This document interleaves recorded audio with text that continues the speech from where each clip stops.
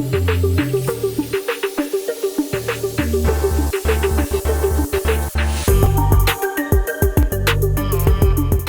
evening, everyone. I'm Ronaldo Ruffin. And I'm Whitney Thomas, and you're watching SD60 News. Southern University has elected Dennis Shields as the next president of the university. He will be stepping in shortly after President Ray Belton's contract ends in June. And turning to our top story today, students say on-campus housing has become a haunted horror story after concerns about maintenance and upkeep in the on-campus residential halls has started to be questioned. That's right, Bradford residents are in an uproar with housing behind unrealistic living conditions. From mildew in their vents to constantly seeing insects, residents are now seeking better living conditions. Now, even with concerns of mold and mildew, Tracy Abraham, one of the housing representatives, suggests that students submit a maintenance request. In doing so, the maintenance staff will then review and determine whether further action is required.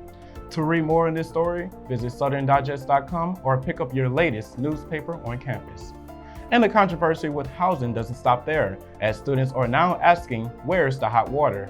Residents in Jones and Shade Hall have said that they are left with no other option but to take cold showers. Our SD60 reporter Isaiah Clay brings us that story. Several students recently vocalized how they haven't had hot water in their on-campus living spaces and other buildings and restrooms on campus.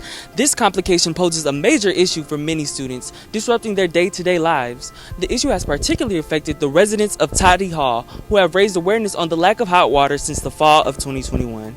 Students are urged by Maintenance and Facility Services to continue to send in online maintenance requests when the hot water gives them complications. Students must be sure to submit the exact room number and problem when they do submit the report.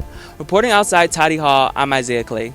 Well, in more on-campus news, students in the electrical engineering department have begun seeking answers from payroll regarding missing money after 2.5 years of carrying out research for the department and being promised consistent pay through grants funded by the university. Students have opened up about their frustration with the alleged payroll mishandling. Our SD60 reporter Sydney Couye brings us that story. MQ, Vice Chancellor for Financing and Administration, says communication between the departments has to get better, making that the leading way payments have been incomplete.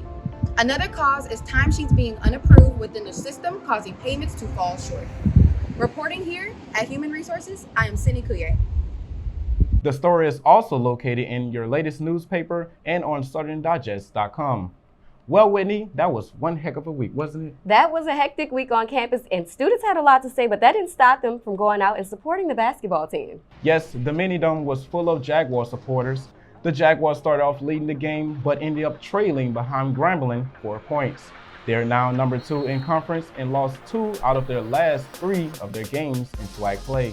All right, and that'll do it for SD60 News. Remember, you can get your latest on-campus coverage, or news by visiting southerndigest.com.